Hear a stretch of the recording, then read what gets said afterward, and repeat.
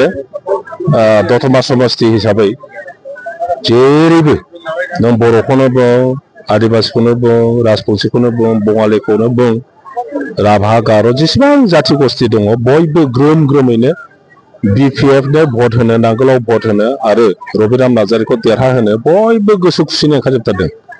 आङो दिनै प्रथम बाहाय गाफैदों दाख्लै फैदोंमोन किन्तु नैबे नटिफिकेसन जानायनि उनावहाय गिदिं गिदिं दस्रायाव गिदिंनानै दिनै बाहाय फैबाय आरो नुनो मोनबाय जे BTC नि जि 15टा सिट दङ ND हिसाबै गासिबो देरहाजोबगोन आरो BPF दा जि 11टा माबायाव समस्तियाव गेलेदों 11टायावबो बिराद बुरजा बुरजा बारा भट लानानै देरहाजोबगोन।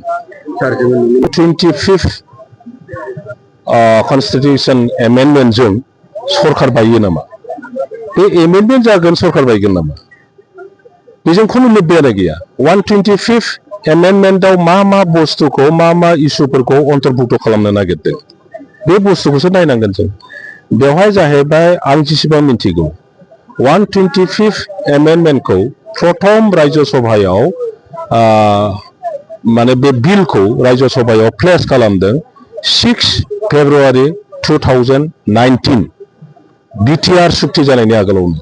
दा बिथांमोनहा बुङो BTR सुक्तिनि दारै जानाय होननानै बुंनो नागिरो। बे भुल, बिथांमोननि बुंनायाव बे भुल दङ, इच्छाखित भाबै बुंदों जानो हागौ। दा आं जेसेबां मिन्थिगौ बेवहाय पन्चायती राज इन्स्टिट्युटखौ 6 शेड्युलाव एप्लाइ खालामनो प्रप'जाल लाबोगोन। अफिस अफ प्रफिट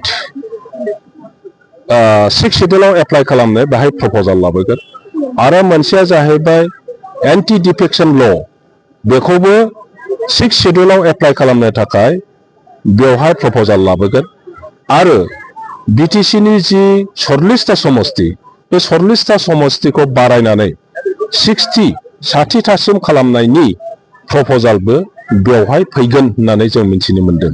बेनि बादै आगोलाव बड'लेण्ड टेरिटरियेल काउन्सिल नामाकरणखौ बाखि 9टा 6 शेड्युलनि दैदेनगिरिफ्रा जोबोद मोजां मोनदों।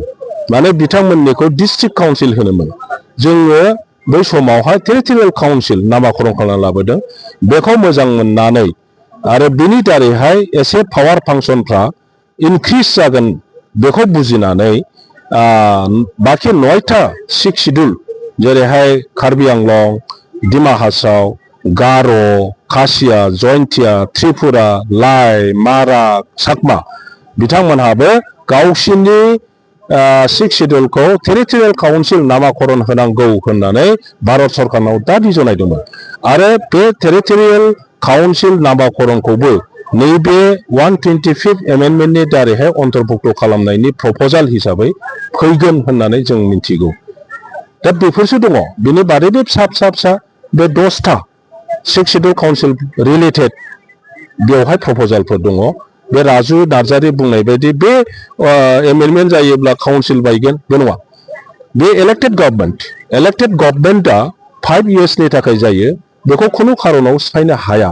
इमारजेन्सि माबा मोनसे सिचुएसन फैयाब्ला